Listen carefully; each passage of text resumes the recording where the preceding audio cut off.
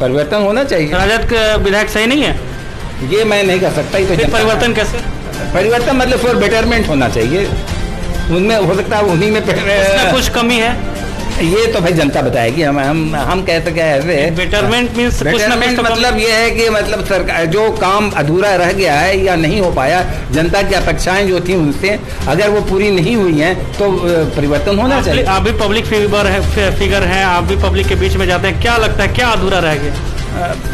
जनता तो भाई ये तो फैक्ट है कि जनता खुश नहीं है। कोई मरीज है और उसको इमरजेंसी की ज़रूरत है, आप लेके निकलेंगे तो शायद हॉस्पिटल पहुंचते पहुंचते कहीं उसकी मौत ना हो जाए, या कोई प्रेग्नेंट लेडी है तो उसको रिक्शे पे ही डिलीवरी हो जाए। हालत तो बहुत खस्ता है, तब्दीली होनी चाहिए। लालू यादव से मुलाकात हुई आपकी? हाँ, मैं गया था लेकिन मुलाकात बहुत शॉर्ट हुई। वजह ये थी कि वो उस दिन डिप्रेशन में थे, उनका उस दिन बेल उनका रिजेक्ट हो गया था, 11 डेट आ गया था और एक दिन पहले कुछ मुँह से क्या कहें। दूसरी चीज़ ये है कि हमने कभी वादा नहीं किया कि जीत के आएंगे तो ये करूँगा वो करूँगा। मैं खुद बड़ी खामोशी से काम करता हूँ, ढिंडोरा नहीं पीटता। आपका अपना आशा एक भारत को सब्सक्राइब करिए भैया, और साथ ही साथ बेल बटन दबाना ना भूले, क्योंकि बेल बटन दबाइएगा तभी तो खबर फटाफट पाइएगा।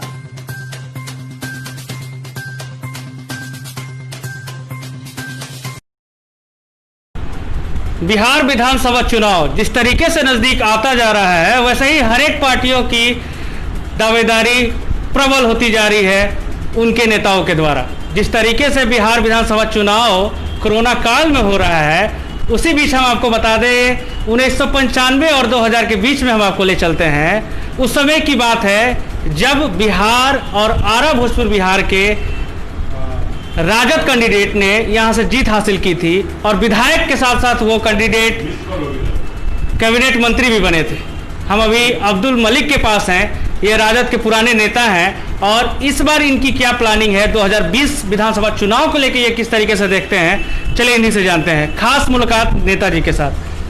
सबसे पहले स्वागत है आपका हमारे चैनल में।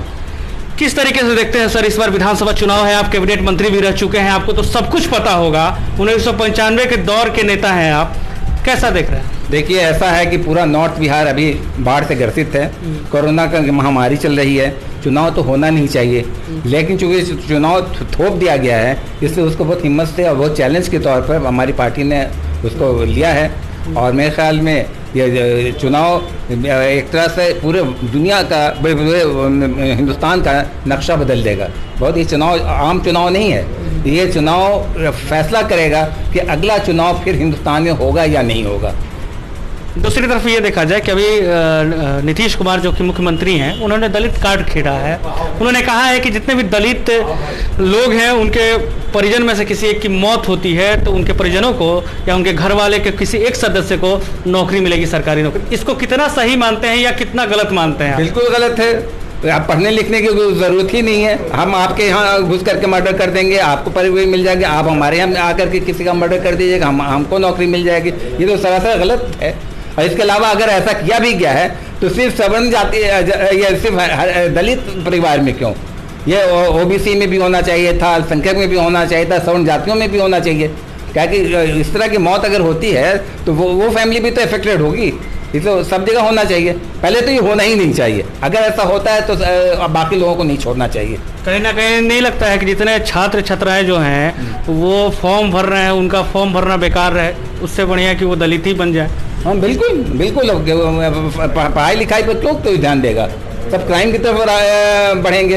ये पढ़ने लिखने को आप कहना चाह रहे हैं कि क्राइम की ओर नीतीश कुमार बढ़ा रहे हैं? क्राइम बढ़ेगा इससे। क्या है कि जब मर्डर पर ही नौकरी मिलने लगेगी तो पढ़ने लिखने की जरूरत क्या रह जाएगी। वैसे भी शिक्षा और स्वास्थ्य तो भाई इस आदमी ने बिल्कुल तबाह कर दिया, बर्बाद ही कर दिया है।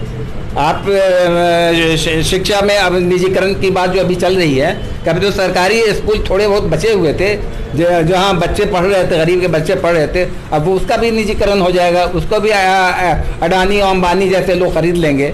स्वास्थ्य में भी सुन रहे हैं कि सारे सरकारी अस्पताल को हवाले कर दिया जाएगा प्राइवेट संस्थाओं को। तो इसलिए अब मेन इंसान के लिए क्या है, शिक्षा और स्वास्थ्य चाहिए था। ये दोनों चीज़ें छिन जाएंगी तो इंसान क्या भूखे ना अपना इलाज करा पाएगा और ना ही बच्चों को पढ़ा पाएगा। दूसरी तरफ देखा जाए तो अभी आप आरा के विधायक भी रह चुके हैं, पहले में भी कई सारी काम आपने किया था। किस तरीके का दिख रहा है माहौल आरा का? क्या परिवर्तन होना चाहिए? राजद के विधायक हैं। देखिए, परिवर्तन तो हमेशा बेटरमेंट के लिए होता है, परिवर्तन तो होना चाहिए और ये मानते होना चाहिए। हाँ जी, परिवर्तन होना चाहिए। राजद के विधायक सही नहीं है, ये मैं नहीं कर सकता। तो परिवर्तन कैसे? परिवर्तन मतलब फॉर बेटरमेंट होना चाहिए, उनमें हो सकता है उन्हीं में कुछ कमी है, ये तो भाई जनता बताएगी। हम कह सके ऐसे। बेटरमेंट मींस बेटरमेंट मतलब ये है कि मतलब सरकार जो काम अधूरा रह गया है या नहीं हो पाया, जनता की अपेक्षाएं जो थी उनसे अगर वो पूरी नहीं हुई हैं तो परिवर्तन होना चाहिए। आप भी पब्लिक फिगर हैं, आप भी पब्लिक के बीच में जाते हैं, क्या लगता है क्या अधूरा रह गया? जनता तो भाई ये तो फैक्ट है कि जनता खुश नहीं है। जनता को उनसे जो अपेक्षाएं थी वो पूरी नहीं हुई हैं। और आपको पता होना चाहिए कि पहले वाला ये नहीं, हम लोगों के समय में पर एनम आपको विधायक फंड सिर्फ 2 लाख था और वो 5 साल का बढ़ करके एक लास्ट में पूरे 5 वर्षों में 50 लाख मिला था। आजकल के दौर में एक विधायक को पर एनम 3 करोड़ रुपया मिलता है। 15 करोड़ रुपया मामूली चीज़ नहीं होती है, उसमें पूरे शहर का नक्शा बदला जा सकता है। लेकिन आप भी चूँकि जर्नलिस्ट होने के नाते आप हर गली कूचे में जा रहे होंगे, आपको कोई तब्दीली नज़र आई क्या? इसका मतलब आपका ये कहना है कि पिछले 5 साल में या आपके बाद कुछ जिस तरीके से काम होने चाहिए रोड के या जिस तरीके से विकास होना चाहिए आरा का, वो नहीं हुआ? बिल्कुल नहीं हुआ, बिल्कुल नहीं हुआ। ये तो आप खुद देख रहे होंगे, आप हर जगह जो जाते होंगे, हर इलाके में आपने खुद देखा होगा कि शहर की हालत क्या हो रही है या देहातों में क्या हो रहा है। विकास नहीं हुआ है, बिल्कुल विकास नहीं हुआ। रोड की स्थिति इतनी दयनीय हो गई कि हमारा दोस्त ही बढ़ारा क्षेत्र में रहता था, केशवपुर का, वो तो बढ़ारा क्षेत्र की बात हो गई, बढ़ारा के विधायक की बात हो गई, लेकिन वहाँ पे भी एक्सीडेंट हो रहे हैं लगातार। एक कंस्टिट्यूंसी की बात नहीं है, ये पूरे शहर की क्या पूरे बिहार की यही हालत है। आपको हम बताएं कि अगर खुदा नाखास्ता आपके घर में कोई मरीज़ है और उसको इमरजेंसी की ज़रूरत है, आप लेके निकलेंगे तो शायद हॉस्पिटल पहुँचते पहुँचते कहीं उसकी मौत ना हो जाए, या कोई प्रेग्नेंट लेडी है तो उसको रिक्शे पे ही डिलीवरी हो जाए। हालत तो बहुत सस्ता है, तब्दीली होनी चाहिए। तब्दीली होनी चाहिए आरा के लिए आप बोल रहे हैं। कितनी दावेदारी आपकी दमदार है या मजबूत है? देखिए, ये दावेदार जितने लोग हैं सब अपने आप को दमदार कहते हैं। ये हमने अपनी दावेदारी ठोक दी है। अगर जो हमारी पार्टी के हेड हैं मेरी ज़रूरत महसूस करेंगे तब हम मुझे देंगे। नहीं, सिर्फ दावेदारी है, कोई दावे से नहीं कह सकते कि हमको ही मिलेगा। सारे लोग अपना दावा ठोक रहे हैं। कुछ लोग, हम आ रहे थे तो आपके बारे में चर्चाएं चल रही थी, तो कुछ लोगों ने कहा कि जब वो थे उस समय मंत्रालय भी उनके अंडर में था, हम ही लोग का मंत्रालय आपके अंडर में था, और दूसरी तरफ आपने काफ़ी रोड बनाया है। कह रहे थे कि नेताजी बहुत अच्छे थे, क्यों, क्या पता क्या हुआ क्या नहीं हुआ, जानना चाहते हैं लोग क्या हुआ आपके साथ। ये देखिए, आप उनका स्नेह है, प्रेम है कि लोगों ने 20 साल के बाद भी मुझे अभी तक याद रखा है। और क्या हुआ ये मैं इवन युवा लोग भी आपके बारे में चर्चा कर रहे थे।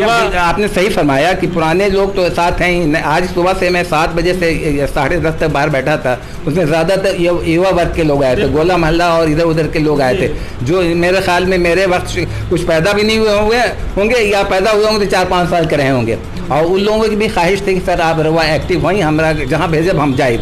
लेकिन हमने कहा कि देखो बेटा, अभी हम आए हैं, कोशिश कर रहे हैं और ज़रूरत हुई तो तुम लोगों को इस्तेमाल भी करेंगे।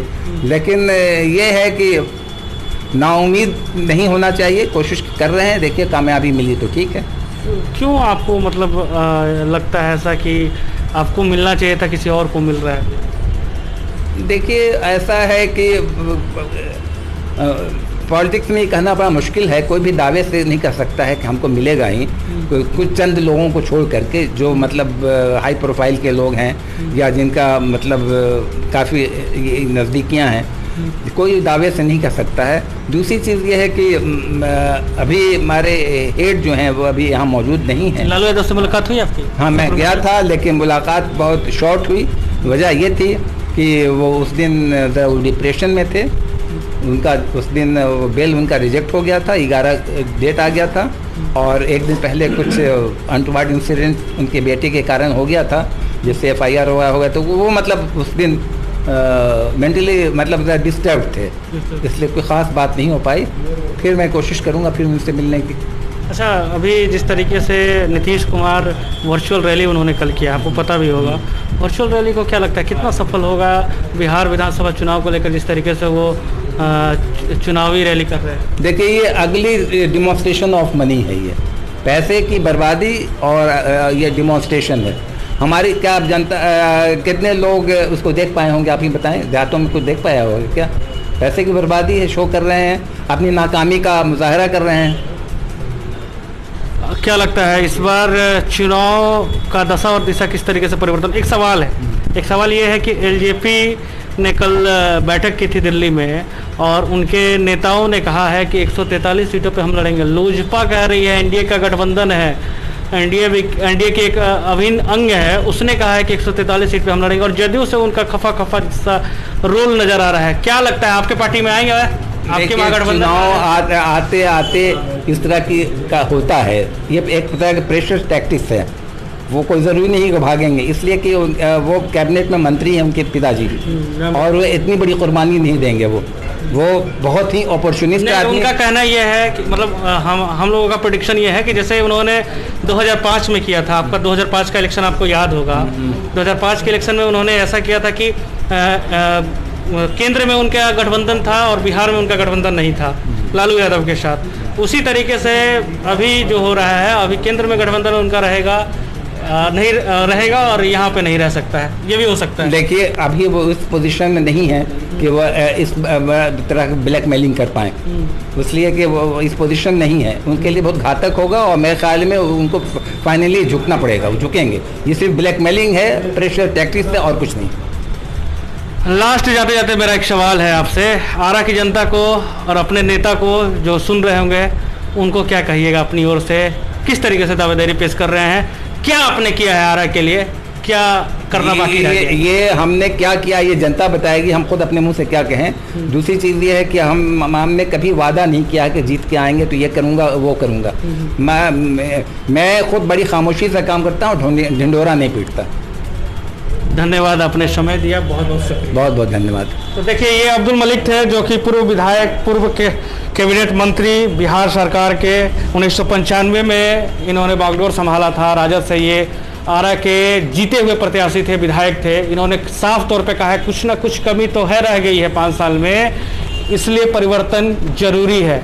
अब देखने वाली ये बात होगी कि राजद सिटिंग कैंडिडेट यानी कि यहाँ के जीते हुए कैंडिडेट अनवर आलम को हटा के इन्हें टिकट देती है या नहीं।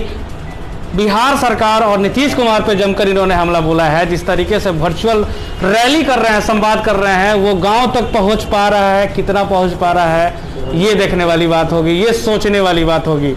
खबर यहीं तक है। इनकी राय, इनका सलाह, इनकी ओपिनियन जिस तरीके से उन्होंने दिया है बिहार विधानसभा 2020 के को लेकर, ये कैसी लगी ये खबर आप जरूर बताएं कमेंट बॉक्स में नीचे जाके। सहवाद का डिजिटल नंबर 1 चैनल आशा एक भारत आप देख रहे हैं। सहयोग समर्थन के लिए आप सभी का शुक्रिया, धन्यवाद। सहयोगी टूना कुमार के साथ मैं रैना सिंह, आरा, भोजपुर, बिहार। आपका अपना आशा एक भारत को सब्सक्राइब करिए भैया, और साथ ही साथ बेल बटन दबाना ना भूले, क्योंकि बेल बटन दबाइएगा तभी तो खबर फटाफट पाइएगा।